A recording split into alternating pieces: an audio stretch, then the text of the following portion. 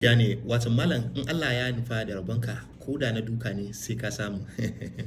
Wannan baiwan Allah da kuke gani ta ga gwamnan jihar Akwa Ibom ne, watan gwamnan jihar sa a Akwa Ibom a inda ya zo ya wani aiki na musamman.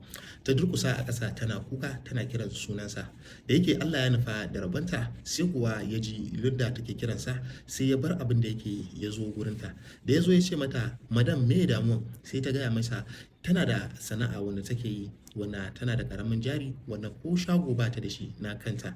Sai ce mata to ta tashi a tsaye ta tsaya ta nuna masa abin da take yin sana'a kai, wanne irin sana'a take yi. Sai kuwa ta ɗauko abubuwan da take yin sana'a wanda har ta riga ta yi packaging din wani ma sai ta nuna masa, ta kuma ɗauko certificate ɗin aikinta na kamfanin ta kenan ta bashi. Ta ce amma tana da matsala ne na kuɗi, ba ta da shago kuma ba ta da jari mai ƙwari da za ta ci gaba da yin sana'anta.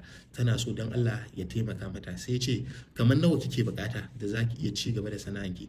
Buɗan bakinta sai ta ce miliyan biyu. Da ya ji miliyan biyu sai ya kira kwamishinansa wanda yake kula da al'amura na yau da kullum na gefen kasuwanci, watan trade and investment kenan. Sai ya ce masa ya bata miliyan uku wanda za a siya abubuwan da take bukata kenan na sana'anta, equipment din kenan. Sai kuma ya ƙara bata naira miliyan biyu a hannu wanda za ta je ta ci gaba da al'amuranta na yau da kullum. Kun ga ya kama miliyan biyar kenan. Ita da take neman miliyan biyu, Allah ya ciyar da ita miliyan biyar.